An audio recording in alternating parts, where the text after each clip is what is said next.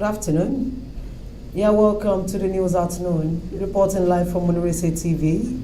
And bringing the news to you is Oyedare Temitope Odedele on this day, 28 November 2025.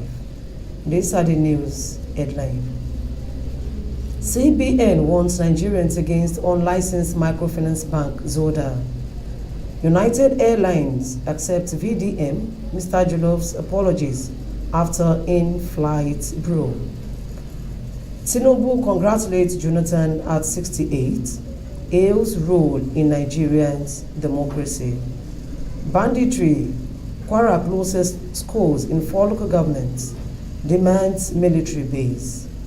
APC plans appearance as UN Congress debates Christian genocide today.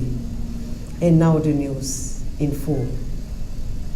The Central Bank of Nigeria has disowned Zoda Microfinance Bank Limited, describing it as an unlicensed entity operating illegally in the country. In a statement shared on X on Thursday, the acting director of corporate communications, Hakama Sidi Ali, said the bank had no regulatory approval to carry out banking activities in violation of the Banks and Other Financial Institutions Act, BOFIA 2020. Section 2 of the law stipulates that no person shall carry on any banking business in Nigeria except it is a company duly incorporated in Nigeria and holds a valid banking license issued by the CBN, the statement said. The CBN said its attention was drawn to reports that Zoda Microfinance Bank, claiming to operate branches in Lagos, Abuja, Kaduna, and Kano, presented itself as a licensed microfinance institution. The United Nigeria Airlines has accepted public apologies from social media influencers Martin Susei, known as Very Dark Man, and Freedom Atepue, popularly called Mr. Jolloff, following a physical altercation aboard one of its flights on Monday. The incident, which occurred during boarding at Asaba International Airport, has sparked discussions on passenger conduct and aviation safety in Nigeria's air travel sector. In a statement released on Thursday, the airline acknowledged the apologies issued by the two men via their social media platforms.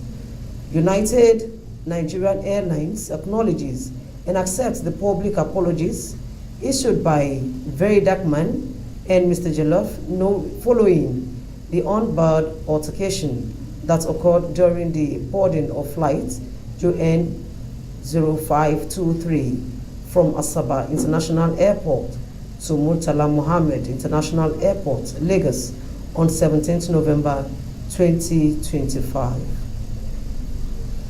President Bola Tinubu has congratulated former President Goodluck Jonathan on his 68th birthday, describing him as a statesman whose contributions continue to shape Nigerians' democratic journey. In a statement on Thursday by his special advisor on information and strategy, Bayo Ononuga, the president joined Jonathan's family, friends, and political associates in celebrating the former leader.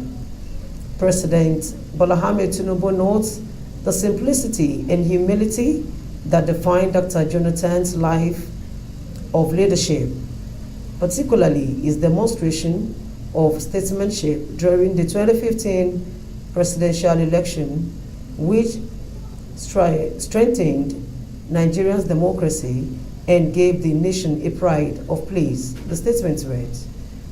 Tinubu also reflected on his past engagement with Jonathan, acknowledging the support and counsel that, according to him, contributed to Jonathan's political rise, especially in 2010 and ahead of the 2011 presidential election.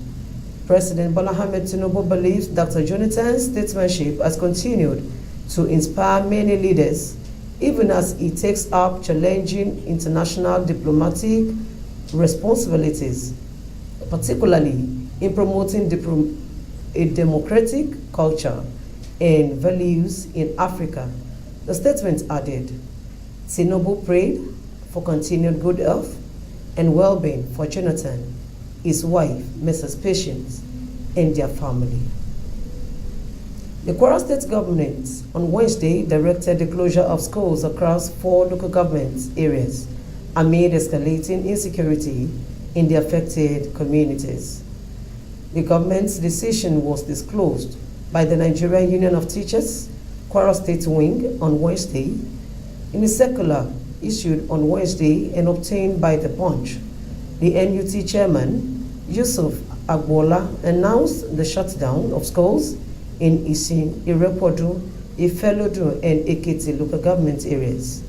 Agbola explained that the union was acting strictly on instructions from the Ministry of Education and Human Capital Development after the government raised concerns over fresh security threats in Kwara South.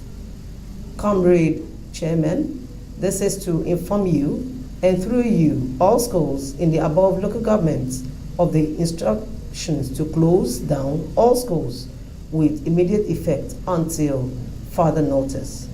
The circular says, the United States chapter of the All Progressives Congress has requested to testify today, Thursday, before the United States House Subcommittee on Africa as American lawmakers prepare to review former President Donald Trump's resignation of Nigeria as a country of particular concern over alleged religious persecution.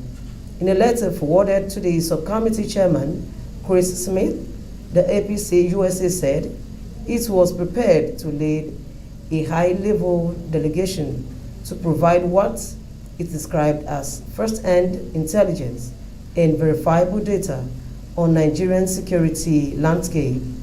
The APC USA chairman, Professor Taib Balofin, disclosed this in a statement added available to journalists in Abuja. Balofin said that while the party supports religious freedom for all nations, global discourse on the matter often fails to reflect the full complexity of the nation's insecurity challenges. This brings us to the completion of the news, but before I go, please listen to the headlines again. CBN warns Nigerians against unlicensed microfinance bank Zuda. United Airlines accepts VDM Mr. Jolloff's apologies after in-flight brawl. Tinubu congratulates Jonathan at 68. Hails role in Nigerian democracy. Banditry. Kwara closes schools in 4 local governments. Demands military base. APC plans appearance as U.S. Congress debates Christian genocide today. Thank you for listening and thanks for joining us. Once again, my name remains Oyedari Timitope Odedele. Good afternoon.